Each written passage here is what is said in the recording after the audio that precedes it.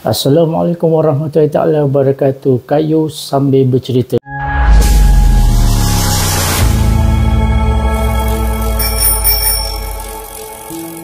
Alhamdulillah, Kayu sambil bercerita dah sampai 15 episod. Episod kali ini tajaan oleh Muhammad Emir Rahim. Hello guys. The past few weeks, I have been meeting a lot of senior citizens. They went for talk, they got to know about LPA, lasting power of attorney. So do you really need an LPA?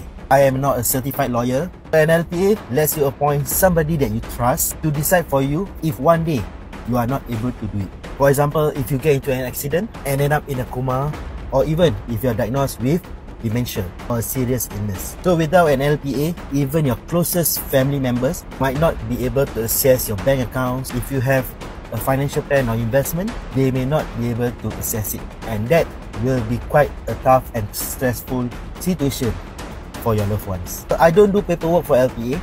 That's for all the legal experts out there.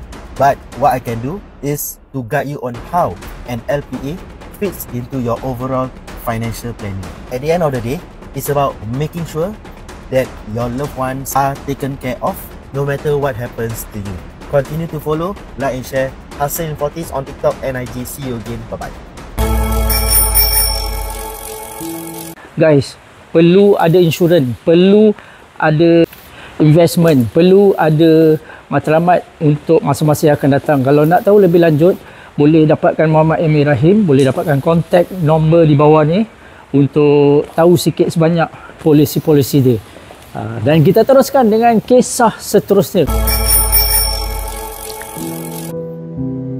Assalamualaikum, Kayu sambil bercerita. Saya nak berkongsi waktu saya duduk bersama dengan ayah tiri. Waktu itu saya baru berumur 5 tahun dan masih lagi perangai budak-budak. Kehidupan saya budak-budak lah. Yelah, 5 tahun apa yang korang tahu kan? Tapi 5 tahun saya dah diajar kehidupan dah macam orang dewasa. Waktu tak sekolah, bangun pagi-pagi, cuci tandas, kemas rumah dan juga keluar pagi beli sarapan.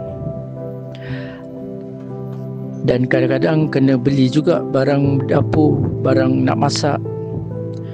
Untuk orang-orang sekarang kalau dengar kisah saya mesti akan kata, yelah baru betul ajar anak dari bawah lagi kan.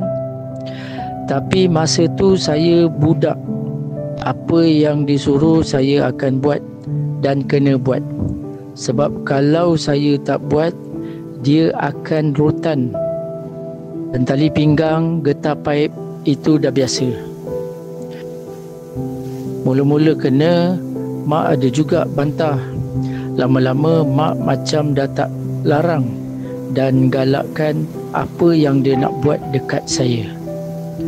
Pendekkan cerita saya, sampai satu hari mak tak ada dekat rumah, dia rogol saya.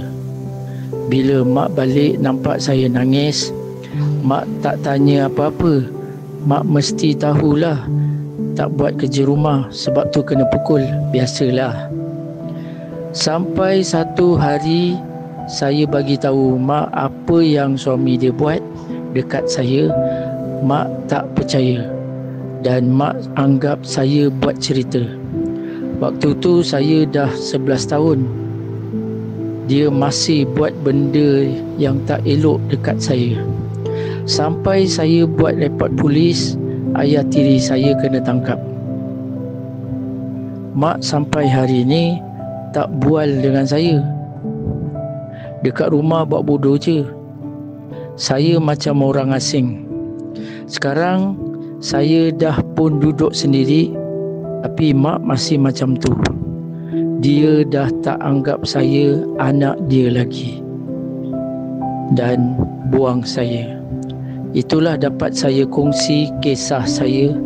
Terima kasih Kayu bercerita adakan platform macam ni agar semua dapat meluahkan apa yang dah lama terpendam. Sekian, terima kasih.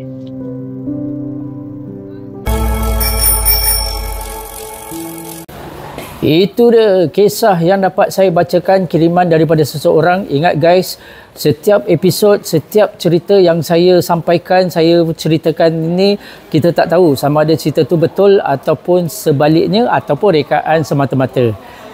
So jadi apa-apa pun kita bersangka baik dengan setiap apa kisah yang kita sampaikan. And lagi satu, dapatkan baju daripada Sangka Baik. Baju saya pakai ni Sangka Baik guys. Kita kena bersangka baik dan kita boleh support local brand daripada Singapura. Local brand daripada Singapura, support local, dan kita terus di next episode yang akan datang. Terima kasih kerana support Kayu Sambil Bercerita, dan jangan lupa subscribe, bantu saya subscribe, lebih banyak subscribe, semangat lagi saya nak berceritakan. Jangan lupa dapatkan tips-tips yang lebih baik daripada Muhammad Emir Rahim, dan dapatkan ini guys, Sangka Baik guys, local brand. Jadi kita jumpa di next episode. Assalamualaikum warahmatullahi wabarakatuh.